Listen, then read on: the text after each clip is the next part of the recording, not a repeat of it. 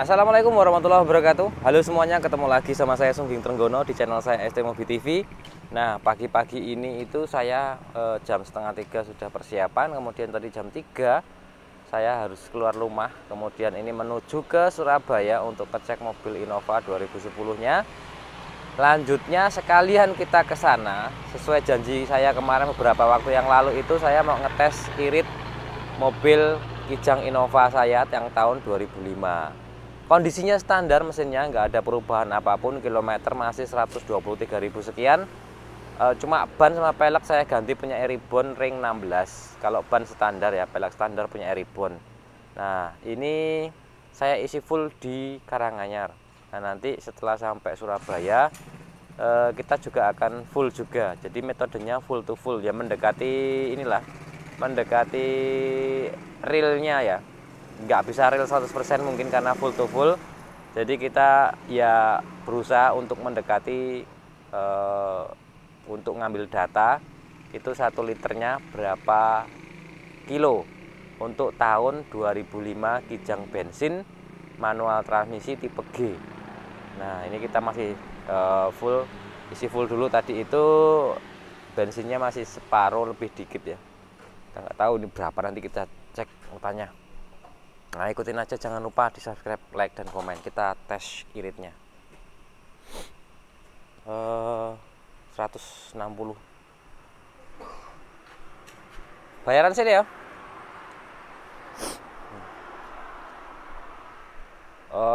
Ini kalau ban ukurannya standar, yang belakang itu 133, yang depan 103.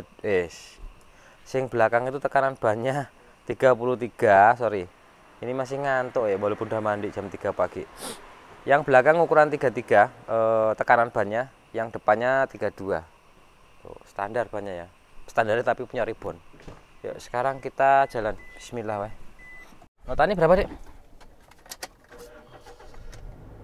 16 liter. 20 liter ya? 20 liter. 21. Full mau? Iya, full.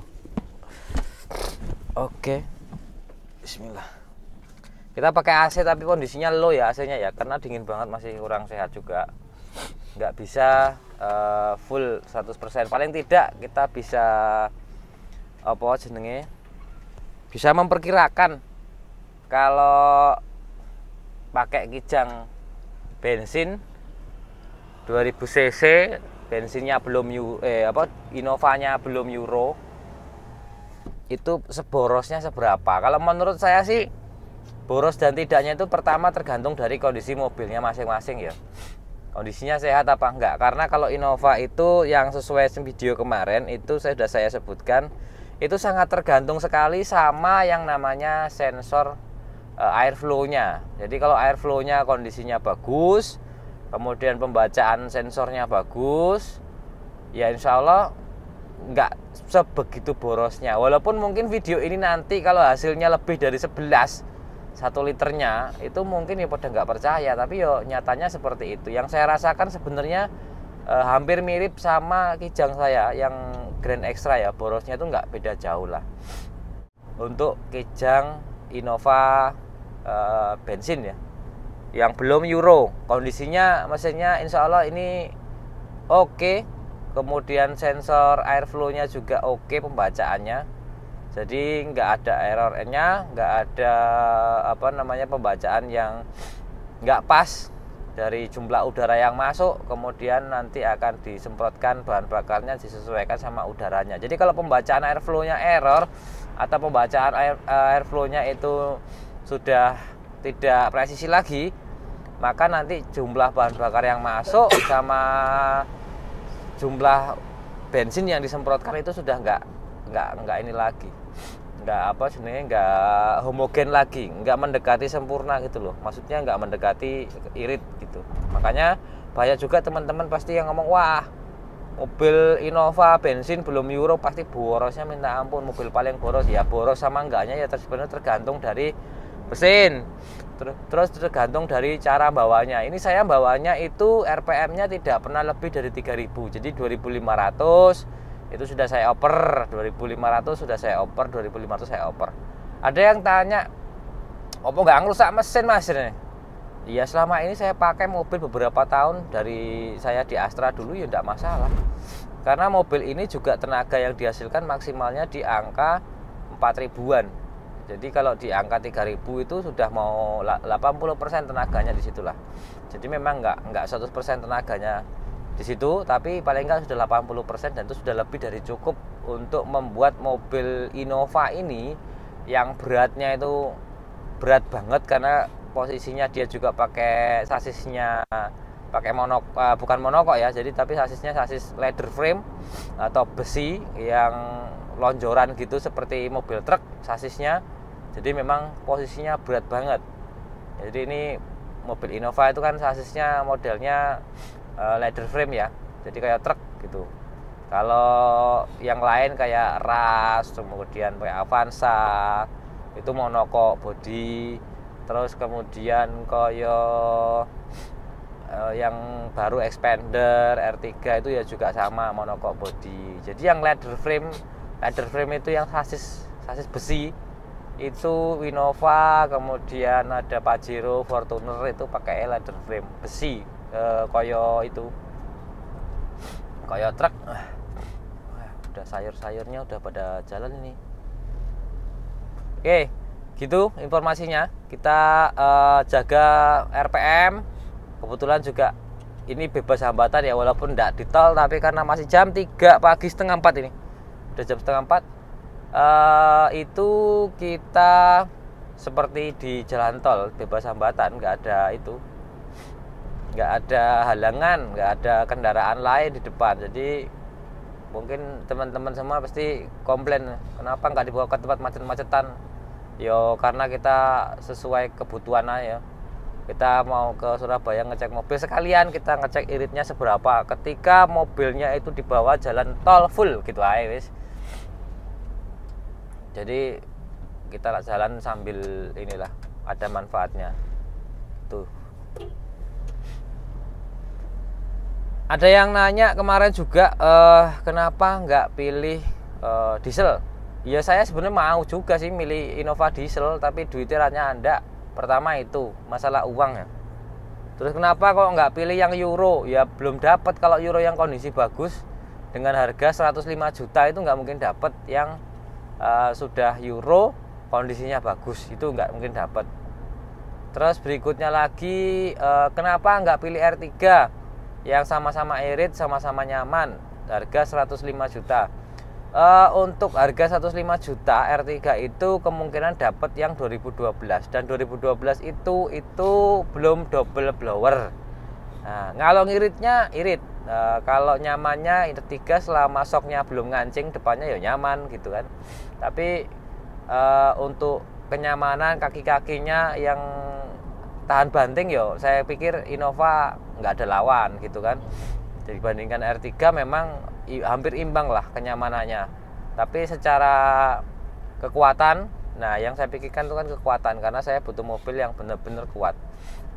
Terus spare partnya juga kalau ganti nggak mahal. Shockbreakernya R3 depan itu kalau bermasalah itu harganya kurang lebih 2,2 juta untuk satu set, anggap aja gitu.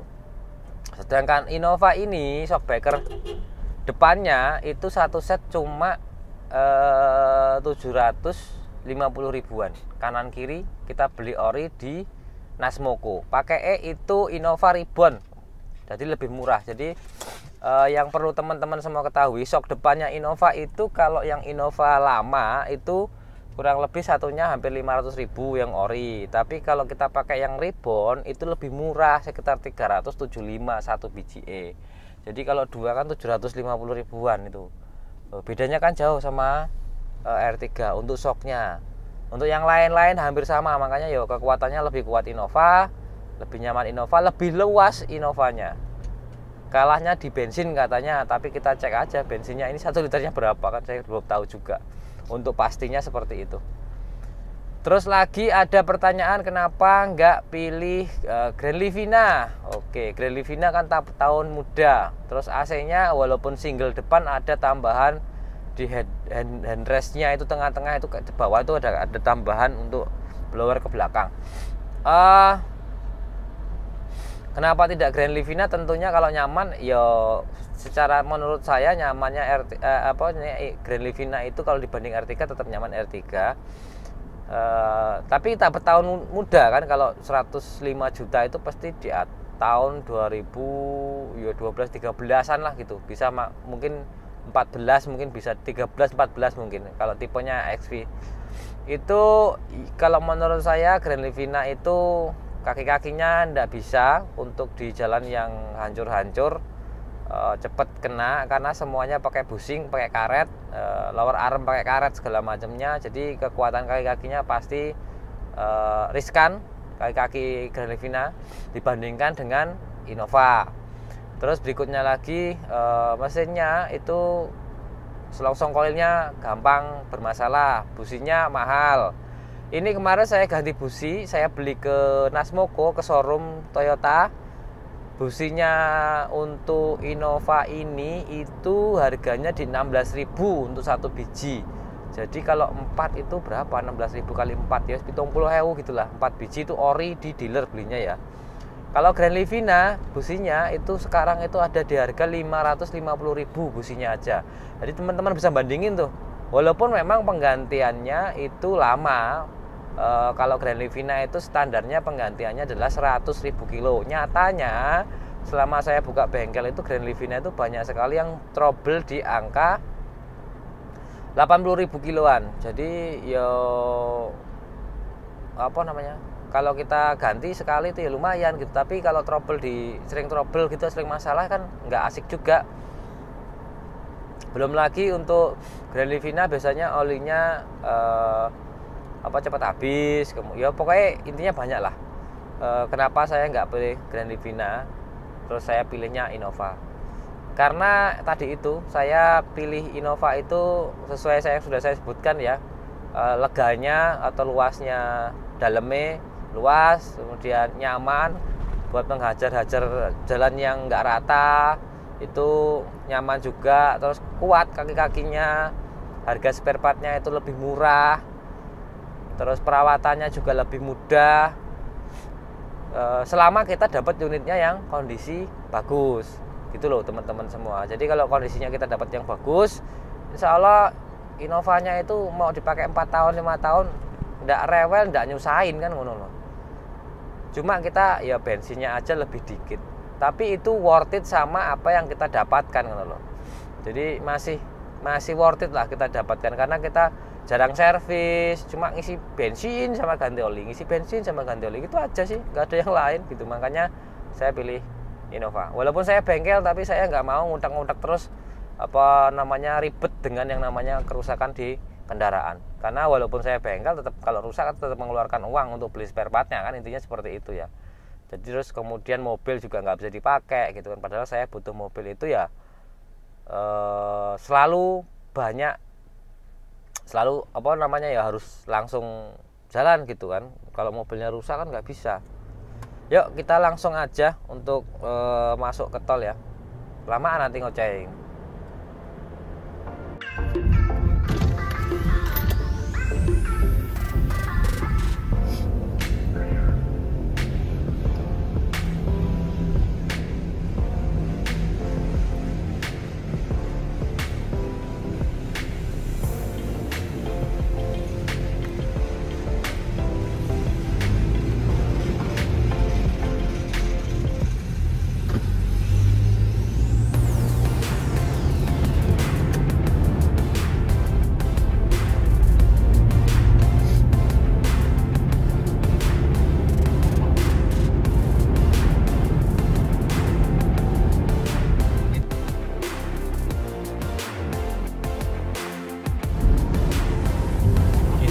Istirahat sebentar di rest area.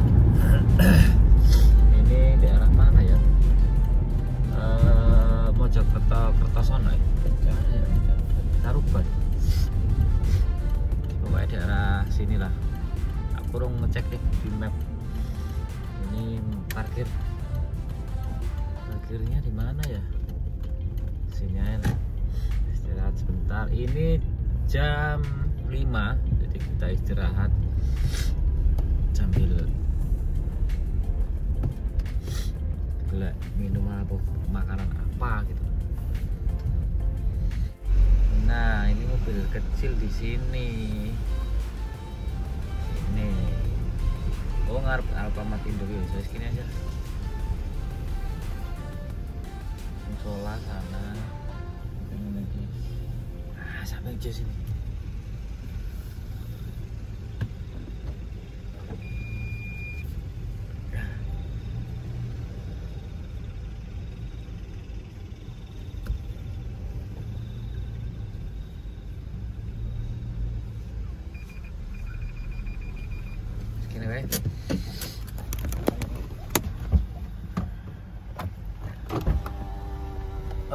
Ini sampai sini kilometer sudah 123.536.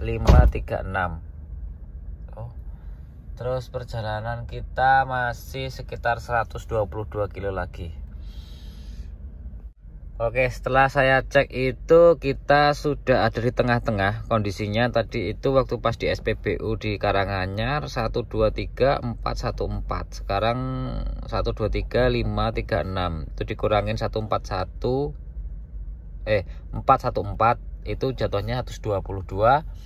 Terus Google Map juga ini kurangnya 122. Jadi kita pas ada di tengah-tengah antara perjalanan kita ke Surabayanya. Bensinnya turunnya segini. Tuh. Kita istirahat dulu karena perjanjian kita itu di sana nanti jam 7 siang ya. Jam 7 pagi gitu loh. Dan ini kalau kita lanjutkan perjalanan tuh sampai sana jam setengah 7. Jadi ada kita waktu setengah jam untuk istirahat di sini. Kita istirahat dulu. Yuk. Oke, ini sudah jam 6. Setelah istirahat berapa? Setengah jam ya. Setelah setengah jam nanti sampai sana jam 7. Tuh jam 7-an lah. Mana? Jam 7-an kurang lebih karena perjanjian kita jam 7. Sekarang kita jalan. Sambil saya jelaskan ya.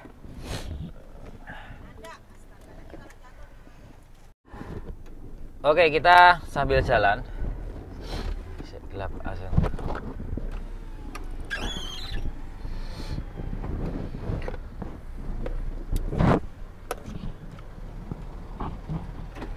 Sudah. Agak jauh. Oke, jadi kita ini jalan.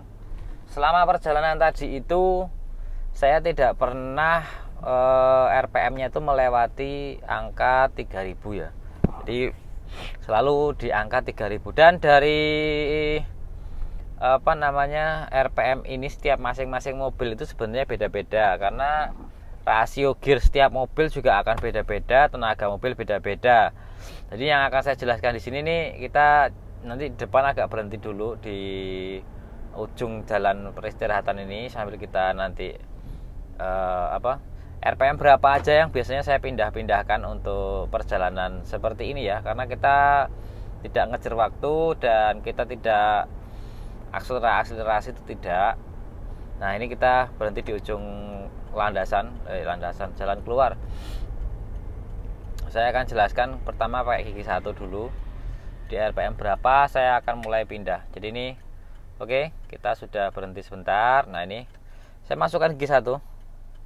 Nah, kita sen kanan dulu, bismillah. Ini RPM-nya biasanya saya di angka 2,5 seperti ini. Saya oper gigi 2. Ini juga sama. Ini saya oper gigi 3.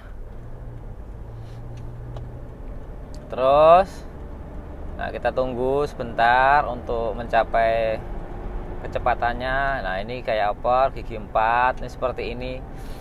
Terus sampai gigi 5. Ini kebetulan masih gigi 4 ya. Gigi 4. Sorry, kita pilek masih ini karena dingin posisinya. Kita oper 5. Nah, selama perjalanan itu saya selalu seperti itu ya. Jadi tidak pernah mobil ini itu saya pakai itu, kecuali kemarin darurat saya harus buru-buru itu di tol RPM sampai 4000 ya, kecepatan 140 km/jam. Dan ini untuk Innova itu RPM-nya di 3000, itu kecepatannya udah 100 km per jam. Jadi kita cukup di angka 3000 RPM aja. Kita sudah maksimal di angka 100 km per jam. Karena peraturannya kan tol cuma 100 km per jam ya. Nah, seperti ini nih. Ini angkanya 3000. 3000 itu apa namanya? Kilometer di 100 km per jam. Nah, seperti ini nih. Jadi rata-rata tadi itu pemakaian saya itu di angka 80, 90, 100, 80, 90, 100. Itu aja sih selama pemakaian, selama perjalanan ya. Jadi yo seperti ini kondisinya selama saya jalan. Jadi RPM 3000, kecepatan di 100 km per jam. Oke, lanjut kita ke depan. Nah, seperti ini. Kita langsung ke depan dan nanti di Surabaya itu kita bisa dapat 1 liter berapa kilo dengan kecepatan seperti ini. Setiap masing-masing mobil beda-beda ya. Kayak apa, Avanza itu RPM-nya 4000, baru kecepatannya di 100 kalau nggak salah kalau Avanza.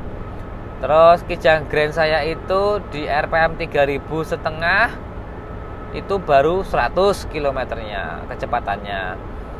Itu macam-macam. Tiap masing-masing mobil itu punya rasio gear yang beda-beda. Jadi nggak bisa buat patokan antara masing-masing mobil ya. Jadi tidak bisa buat patokan. Ini Xenia-nya Avanza Waterman. Xenia.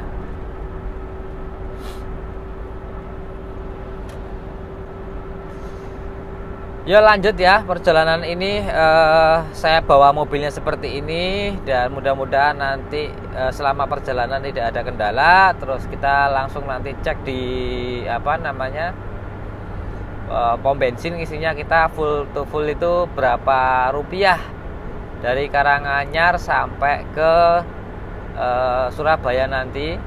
Dan kilometer tadi di awal itu video itu kan 1, 2, 3, 4, 1, 4. Itu nanti saya akan cantumkan di gambar kilometer awal. Yuk kita lanjut ya. Kabut berkabut, jalanan berkabut.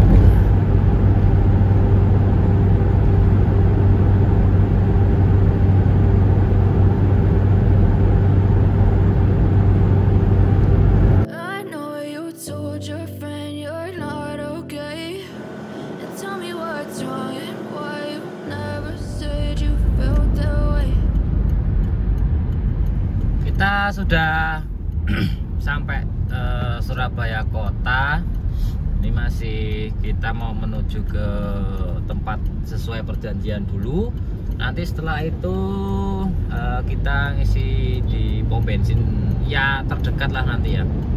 Sampai kita cek ini kilometer 123 653. Ini belum saya hitung lagi. Bensin masih di atas setengah. Nah, ini posisinya rame banget, takut saya salah belok nanti.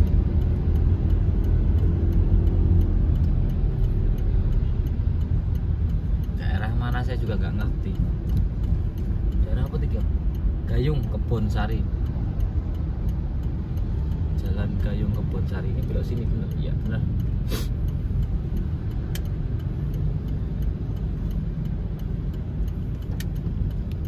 Pak, aduh ya Allah.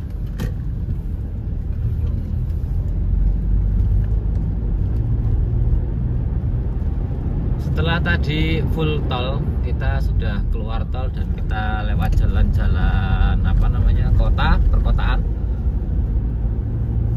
Macet, rame karena jamnya jam kerja ya, jam 7 apa nih?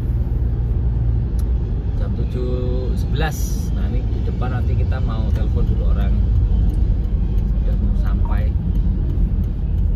di perumahan.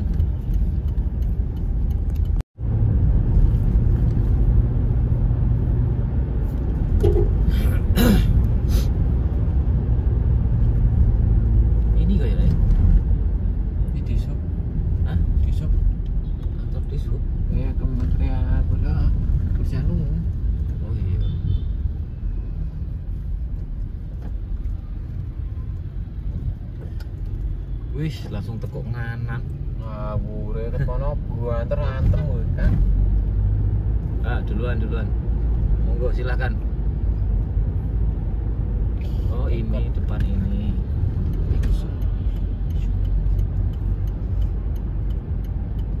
Nah, itu mahal. Iya, opo itu.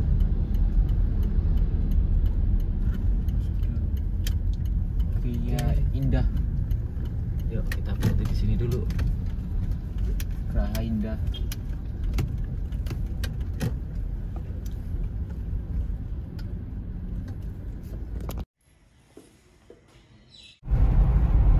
Telepon dari Pak Ridwan Bandung. Mau diangkat? Apa mau bocah?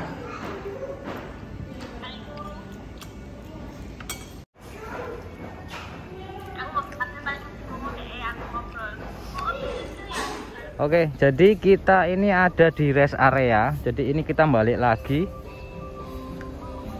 lagi ke arah Karanganyar. Di sini nanti kita ngisi bensinnya balik lagi seperti tadi pagi ya, di pom bensin Karanganyar aja. Nanti habisnya kalau full tank di sana habisnya berapa? Kita total PP Karanganyar Surabaya itu berapa ratus kilo, nanti tinggal dibagi aja biar sekalian adoe gitu. Nah, ini unitnya yang sudah kita dapat ya, 2010 G.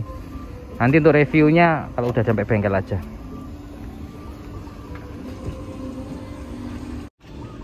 Piye, wes ya? Minum-minum wes? Wes iki. Ayo wes. Tas kabeh wes? Udah, tas anu. Ya. Saya tetap pakai mobil saya sendiri lah.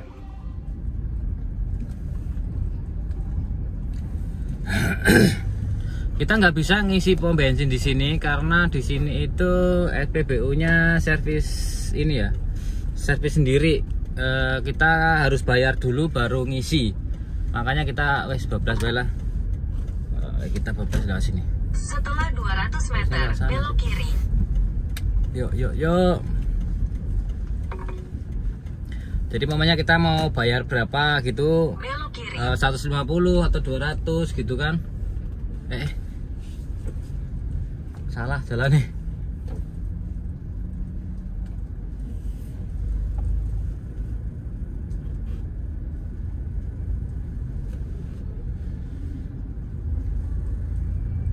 Lupa. Yo, sini. Oh, bener. Nah, sini. Setelah 200 meter, bergabung ke Jalan Tol Mojokerto, Krian, Jalan Tol Surabaya, Mojokerto.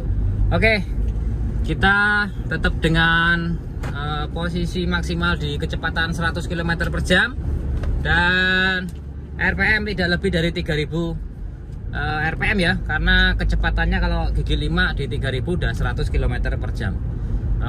Yang 2005 sama 2008 tadi itu sama aja, RPM di 3000, kecepatan 100 km per jam. Enaknya pakai Innova gitu ya, jadi nggak perlu RPM yang tinggi, kita sudah kecepatannya sudah tinggi juga. Kalau yang seperti itu yo jangan ditanya lah gitu, banter kayaknya.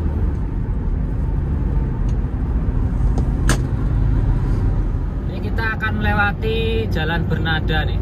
Suaranya seperti apa ya? Kita dengarkan ini. Ini 1, 2, 3.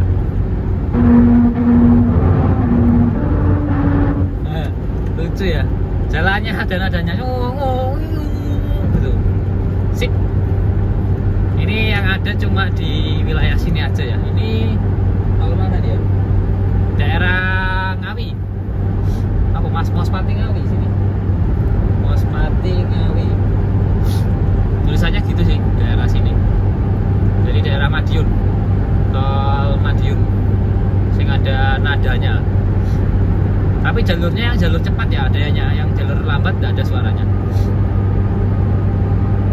Tadi kecepatan 100 ya, suara itu timbul di kecepatan 100, suaranya seperti itu. Oke, kita ada di peristirahatan tol yang sudah mau sampai Karanganyar di daerah Sragen.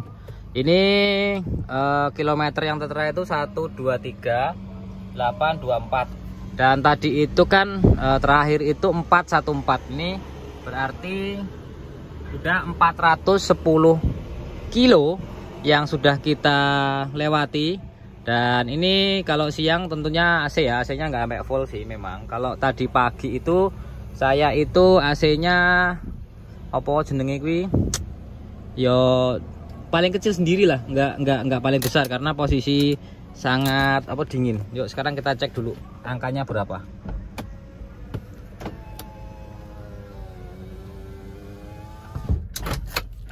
Yuk kita cek. Full tank penuh. Full tank. Ah. Isinya apa? Pertalite. Penuh. Ya.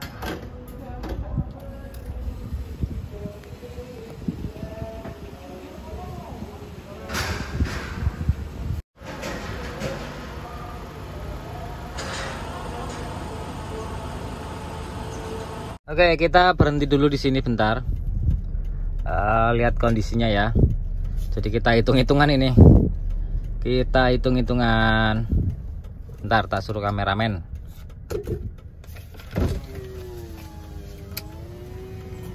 Oke, jadi ini kita hitung-hitungan. Belinya itu ini berarti 300.000 kembali 2.000. Anggap aja 300.000 lah gitu ya. Terus ini kayak kalau liternya itu volumenya 39 lah ya, karena 38,95 kita bulatkan 39 liter. Jadi ini jarak yang sudah kita tempuh itu 410 ya. Terus kemudian tadi itu liternya adalah 39.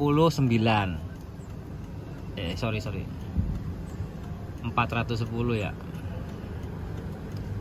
dibagi 39 dapetnya 10,5 kilo per liter. Jadi ternyata tetap gak bisa apa, walaupun di tol dengan kecepatan 100 km per jam itu tetap tidak bisa di angka 1 liter banding 11 itu tidak bisa. Jadi ini dapetnya 10,5 per liter. Jadi memang lumayan boros untuk mobil ini. Nah nanti coba akan saya coba kasih alat pengirit dulu, terus kita tes ulang lagi ya, karena saya masih coba pesan alat pengirit bensin untuk mobil ini. Dan nanti kondisinya seperti apa, efeknya seperti apa, nanti kita coba aja. Kan kebetulan mobil sendiri ya, jadi kalau ada apa-apa ya wis tanggung dewe gitu. Nah itu ya informasinya ya. Oke, sekarang kita persiapan untuk pulang. Jadi ini sudah pasti 1 liter itu dapetnya 10,5 kilo gitu ya untuk perjalanan tol. Jadi kalau nggak lewat tol mungkin 1 banding 8 itu. Jadi teman-teman semua ya kurang lebih borosnya Innova belum Euro tuh seperti itu. Mungkin kalau yang sudah Euro, kalau yang saya pakai kemarin yang Innova Q itu 1 banding 12 itu bisa di tol. Kalau ini kok nggak bisa. Itu informasinya, semoga bermanfaat dan terima kasih semuanya. Saya Airi, wassalamualaikum warahmatullahi wabarakatuh. Kita lanjut pulang dulu karena sebentar lagi sampai rumah. Yuk. Oke, jadi kalau ngelihat yang udah Euro itu memang perbandingannya mungkin 1 liter itu Euro itu bisa 12-an lah, 1 banding 12 gitu mungkin ya. Mungkin loh ya, karena saya belum tes aslinya seberapa boros gitu. Kalau ini yang ini kan baru sudah tak tes ya, metodenya full to full, dan itu 1 liter banding 10,5 kilo dapetnya. Jadi 1 liter pertalite itu mobil ini dapetnya 10,5 kilo. Wis gitu ya. Tapi kalau menurut saya sih masih worth it dengan kenyamanannya, terus luas dalamnya, kemudian juga nyaman mobilnya, yo sesuai lah gitu.